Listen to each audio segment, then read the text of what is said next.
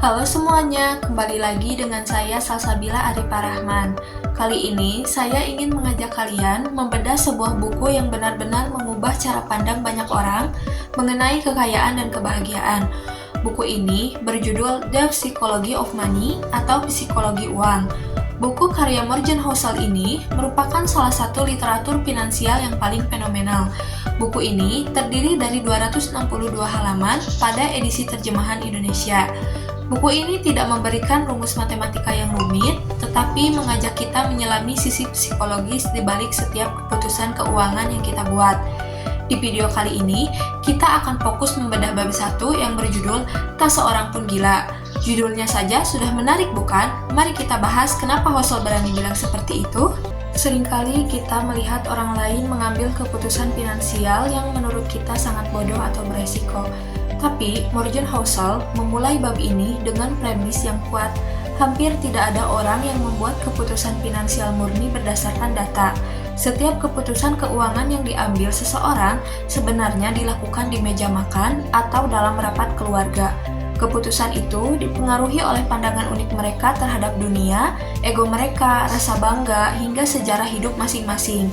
Jadi, apa yang tampak gila bagi saya mungkin terasa sangat masuk akal bagi Anda, dan sebaliknya. Housel mencontohkan tentang sejarah uang itu sendiri.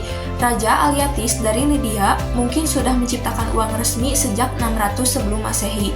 Tapi, konsep modern tentang menabung dan investasi itu ternyata masih sangat baru bagi peradaban manusia. Sekarang, coba kita perhatikan grafik berikut. Ini merupakan data persentase laki-laki berumur 65 tahun ke atas yang masih bekerja di Amerika Serikat. Kalau kita lihat, di tahun 1880, angkanya mencapai 78%. Artinya, di masa lalu, mayoritas orang bekerja sampai mereka tutup usia. Harapan untuk pensiun dini itu hampir tidak ada. Konsep dana pensiun atau social security baru muncul secara nyata sekitar tahun 1940-an. Bahkan, sarana investasi populer seperti 401k baru ada di tahun 1978 dan Roth IRA baru muncul di tahun 1998. Jika dibandingkan dengan sejarah manusia, sistem keuangan yang kita pakai sekarang ini masih seumur jagung. Inilah alasan mengapa banyak dari kita yang payah dalam menabung atau berinvestasi. Kita tidak gila, kita hanya masih bayi dalam permainan ini. Kita baru belajar mengoperasikan sistem keuangan modern selama kurang lebih 20-50 tahun terakhir. Kita semua sedang belajar sambil berjalan. Pesan utama dari bab pertama ini adalah empati. Kita harus memahami bahwa latar belakang ekonomi seseorang sangat menentukan cara mereka memandang uang. Seseorang yang tumbuh saat inflasi tinggi akan punya trauma dan strategi yang berbeda dengan mereka yang tumbuh di masa ekonomi stabil.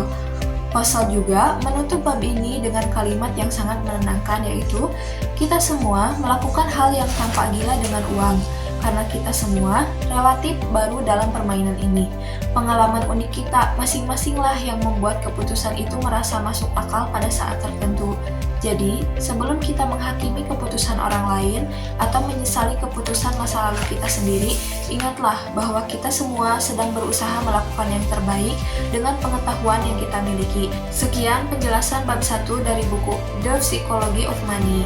Di video berikutnya, kita akan masuk bab 2 yang akan membahas tentang keberuntungan dan risiko. Sampai jumpa semuanya, salam PGSD.